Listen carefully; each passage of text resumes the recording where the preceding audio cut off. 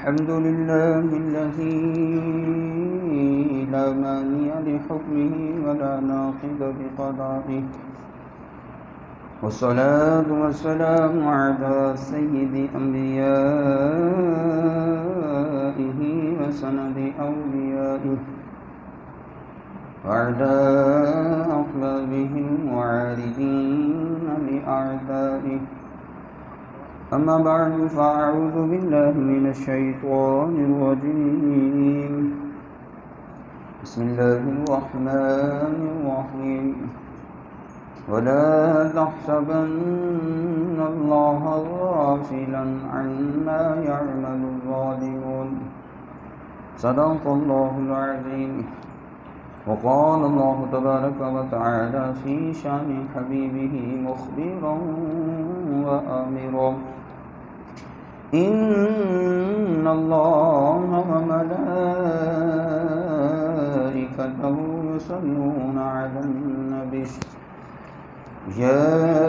أيها الذين آمنوا صلوا عليه وسلموا تسليما. اللهم صل على سيدنا ومولانا محمد وعلى آله وأصحابه وبارك وسلم. الصلاة والسلام عليك يا سيدي يا رسول الله. الصلاة والسلام عليك يا سيدي يا حبيب الله. الصلاة والسلام عليك يا سيدي يا رحمة للعالمين وعلى آلك وأصحابك يا سيدي يا خاتم النبيين. اللہ تبارک و تعالیٰ کی حمد و ثنا اور سرکار مدینہ راحت قلب و سینہ فیض گنجینہ صاحب معطر معمر پسینہ سرور دو عالم صلی اللہ تعالیٰ علیہ وآلہ وسلم کی بارگاہ عالی ناز میں ہدیہ عقیدت اور محبت پیش کرنے کے بعد، نہایت محتشم اور معزز سامعین کرام، اللہ تعالیٰ نے اس کائنات میں بہت ساری مخلوقات کو پیدا فرمایا ہے. سب کا خالق بھی اللہ ہے،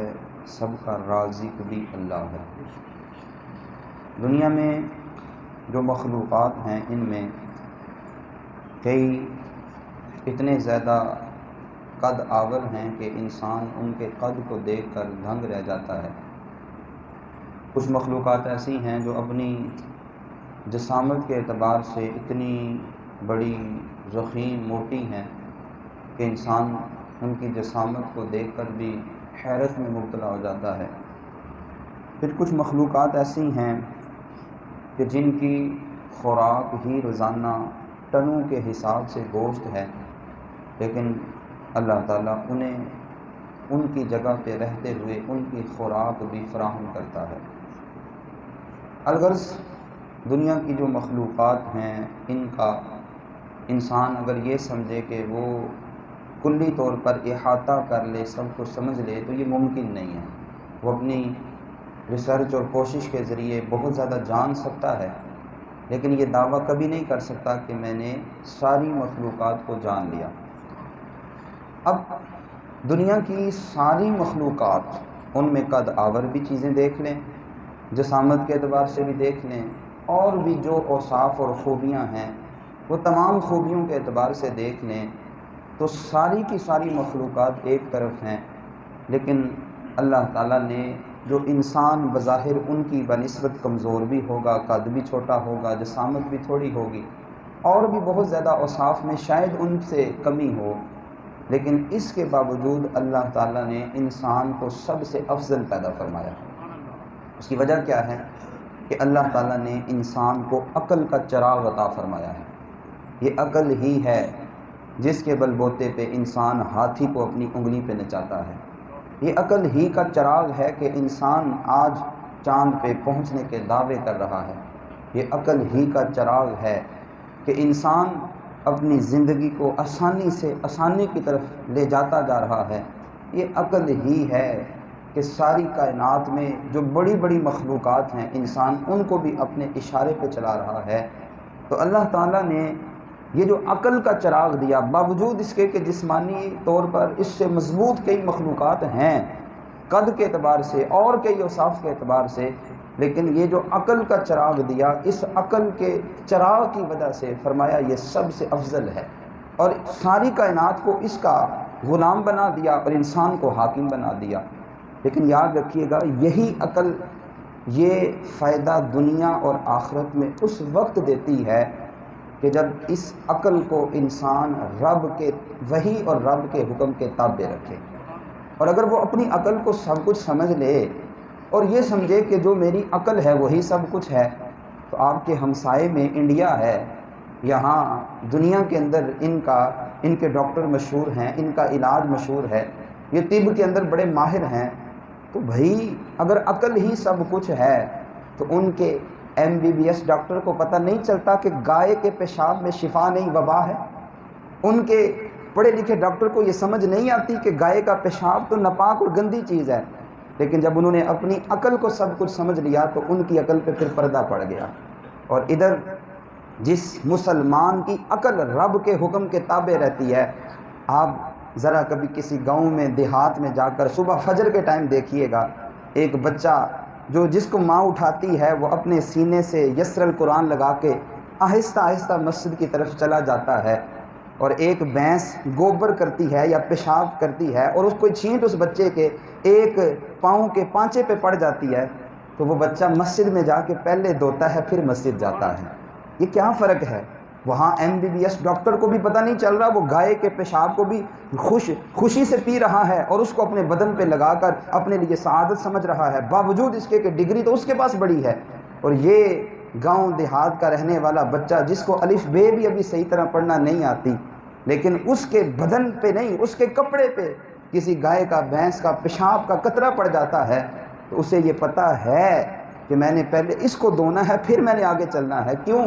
اس لیے کہ جس کی عقل رب کے حکم کے تابع رہتی ہے اسے مسلمان کہتے ہیں، اور جس کی عقل رب کے حکم کے تابع نہیں رہتی، وہ اپنی عقل کو سب کچھ سمجھ لیتا ہے، اسے کافر کہہ دیا جاتا ہے، وہ رب کے رب ہونے پہ بھی اعتراض کر دیتا ہے، اور اسے جو چیز اپنی عقل کے مطابق نظر نہیں آتی وہ اس کو ریجیکٹ کر دیتا ہے اور اس کو ماننے سے انکار کر دیتا ہے۔ آج اس وقت دنیا کے جو حالات ہیں، آپ اپنے گھر سے لے کر محلے، محلے سے شہر، شہر سے لے کر صوبہ، صوبے سے لے کر ملک، اور ملک سے لے کر بر اعظم، اور پھر بر اعظم سے لے کر پوری دنیا کے حالات کا سروے کریں تو آپ کو نظر آئے گا کہ ظلم و ستم کی آندیاں چل رہی ہیں۔ اور پھر ان میں سب سے بڑھ کر جب آپ مسلمانوں کو دیکھتے ہیں، کشمیر میں دیکھیں تو وہاں مسلمانوں کے گلے کٹ رہے ہیں۔ ابھی فلسطین میں دنیا نے دیکھا کہ ظلم و ستم کی تمام حدیں توڑ دی گئیں، اور صرف یہاں نہیں، اس سے بڑھ کر بھی آگے جہاں جا کر آپ دیکھیں گے تو مسلمان ہی مظلوم ہیں، ظلم کا شکار ہیں۔ اب ایسے موقع پر ایک تو کفار کی طرف سے ہوتا ہے ہمارے مسلمانوں پر اعتراض، اور کچے ذہن وہ اس اعتراض کو قبول بھی کر لیتے ہیں، اور بدقسمتی یہ کہ یہ سوشل میڈیا کا زمانہ ہے، اور وہاں سوشل میڈیا پہ ہر بندہ جو بیٹھا ہے کوئی بھی سمجھنے کے لیے نہیں بیٹھا، ہر بندہ یہ سمجھتا ہے کہ جو میری رائے ہے وہ سب سے بہتر ہے، اور جناب آزادی اظہار ہے، مجھے اپنی رائے کا اظہار کرنے کا موقع چاہیے اور میں کروں گا، مجھے کون روک سکتا ہے۔ یہ دور حالات اوپر سے ایسے جو مسلمانوں کے لیے سازگار نہیں ہیں، ظلم و ستم کی آندیاں چل رہی ہیں، اور اوپر سے کفار کے وہ اعتراضات اور ان کی مشنریز جو کام کر رہی ہیں۔ کیا سوال کیا ہے جی؟ اگر مسلمان سچے ہوتے تو پھر یہ ہر جگہ رسوا کیوں ہوتے؟ سوال یہ ہے جی، مسلمان اگر سچے ہوتے تو پھر ہر جگہ رسوا کیوں ہوتے؟ تو پتہ چلا کہ اسلام سچا مذہب ہی نہیں ہے۔ اچھا، اس اعتراض کو سن کر ایک تو وہ مسلمانوں کا طبقہ ہے جن کا رب پہ پختہ ایمان ہوتا ہے، اور وہ اس بات کو جانتے ہیں کہ اگر کربلا کے میدان میں حضور علیہ السلام کا وہ پیارا خاندان سارے کا سارا ظلماً ذبح کر دیا جائے پھر بھی حق کے ان کے حق پر ہونے پہ کوئی قدغن نہیں لگتی، تو اگر آج مسلمان دنیا میں اپنی کرتوتوں کی وجہ سے رسوا ہیں تو قصور ہمارا اپنا ہے۔ اسلام کے سچا ہونے میں کوئی قدغن اس کے ذریعے نہیں لگ سکتی۔ ایک تو وہ ہیں کہ جن کو اللہ تعالیٰ نے پختہ ایمان دیا، اور یہ ہونا چاہیے، ان کے پاس کوئی دلیل نہ بھی ہو، کوئی عقل پہ پرکھنے والی بات نہ بھی ملے، ان کا یہ ایمان ہے کہ میرے رب نے جو دین دیا وہی دین معتبر ہے، وہ اس کو کلی طور پہ نہیں مانتے، اور یہی اسلام کا تقاضا ہے۔ لیکن دوسری طرف چونکہ آج کل جناب لوگ کہتے ہیں کہ ہر چیز کو لاجک کے اعتبار سے دیکھنا چاہیے، لاجک اس کی کیا ہے، سائنس کا زمانہ ہے، سو مجھے سمجھنا چاہیے اور آگے بڑھنا چاہیے۔ تو اگر نہیں ان کو پتہ چل رہا، عقل میں نہیں آ رہا، تو پھر ایک طبقہ تو وہ ہے جو کہتا تو نہیں زبان سے، لیکن وہ خود اسلام کی ان تعلیمات کے بارے میں متذبذب ہو جاتا ہے، بین ہو جاتا ہے۔ ایک یہ طبقہ کہ جو بالکل ریجیکٹ کر دیتا ہے، اللہ پر ایمان پختہ رکھتا ہے، دوسرا وہ طبقہ جو زبان سے اظہار نہیں کرتا اس سوسائٹی معاشرے کی وجہ سے، اور خود جو ہے وہ متذبذب ہو جاتا ہے، اور تیسرا طبقہ جو اس سے بھی آگے ہے، وہ تو زبان سے کیا اپنی قلم کے ذریعے لکھ بھی دیتے ہیں کہ یہ واقعی انسانیت ہی ہے، اسلام کا کوئی ایسا خاص امتیاز نہیں ہے کہ اس کے اوپر فوکس کیا جائے کہ اسلام ہی اختیار کرنا چاہیے، بس سارے انسان ہیں، سارے برابر ہیں، یہاں جو کوشش کرے گا، جو محنت کرے گا وہ غالب ہو جائے گا، کوئی کسی کا مذہب سے تعلق نہیں ہے۔ تو اس حوالے سے یہ گفتگو میں آپ کے سامنے اس مختصر ٹائم میں رکھنا چاہوں گا کہ آج اب سمجھنے کی کوشش کریں کہ یہ جو ظالم ہیں، چاہے وہ کوئی ملک ظلم کر رہا ہے، چاہے کوئی فرد ظلم کر رہا ہے، یا کوئی تحریک ظلم کر رہی ہے، تو آخر وہ کیا وجہ ہے کہ اللہ تعالیٰ ان ظالموں کو مہلت دے رہا ہے؟ اللہ تعالیٰ ان ظالموں کو مہلت دے رہا ہے۔ دیکھیں نا، اللہ تعالیٰ کے طاقتور ہونے میں تو کسی مسلمان کو شک نہیں ہو سکتا۔ اللہ تعالیٰ کہتے ہی اس کو ہیں، ہوا عالم للذات الواجب الوجود المستجمع لجمیع صفات الکمال۔ یہ لفظ اللہ کی ڈیفینیشن ہے کہ اللہ کہتے ہی اس کو ہیں جس کے اندر تمام کمال کی صفات پائی جائیں، جو جب چاہے، جیسے چاہے، جہاں چاہے اپنی مشیت کے مطابق کر دے۔ تو اللہ تعالیٰ کی طاقت میں تو کوئی شک نہیں ہے، لیکن انسان کی عقل بے شک چاند تک اسے لے جائے، انسان کی عقل پوری دنیا کو گلوبل ولیج بنا کر اس کی انگلی پہ نچانا بھی شروع کر دے، لیکن یاد رکھیے گا کبھی بھی انسان کی عقل میں رب کی ساری چیزیں سمجھ نہیں آ سکتی۔ دیکھیں نا، سونا ہے نا، سونا تو اس کا ایک ماشا ہے، وہ بڑا قیمتی ہوگا، اس کا ریٹ بہت زیادہ ہوگا، اس کا اپنا ایک ترازو ہے، آپ اس کے ماشے کو تولیں تو اس کے اپنے تولنے کے پیمانے ترازو ہیں، لیکن اس سونے کے ترازو پہ کہ جس پہ بڑی قیمتی چیز تولی جاتی ہے، پہاڑ کو تولیں گے تو کیا تولا جائے گا؟ تولنا ممکن نہیں ہے۔ یہ جو عقل ہے نا، یہ بہت بڑی ہوگی، اس عقل نے پوری دنیا کو شاید اپنے ذہن میں سمیٹ لیا ہو، لیکن میرے رب کو سمجھنا اس عقل کی بات، بس کی بات نہیں ہے۔ لا تدرکہ الابصار وہو یدرک الابصار، اس کو کوئی چیز نہیں گھیر سکتی، اس کے ہر کام میں حکمت ہوتی ہے، اس کے ہر کام میں مشیت ہوتی ہے، وہ انسان کو سمجھ آئے یا نہ سمجھ آئے۔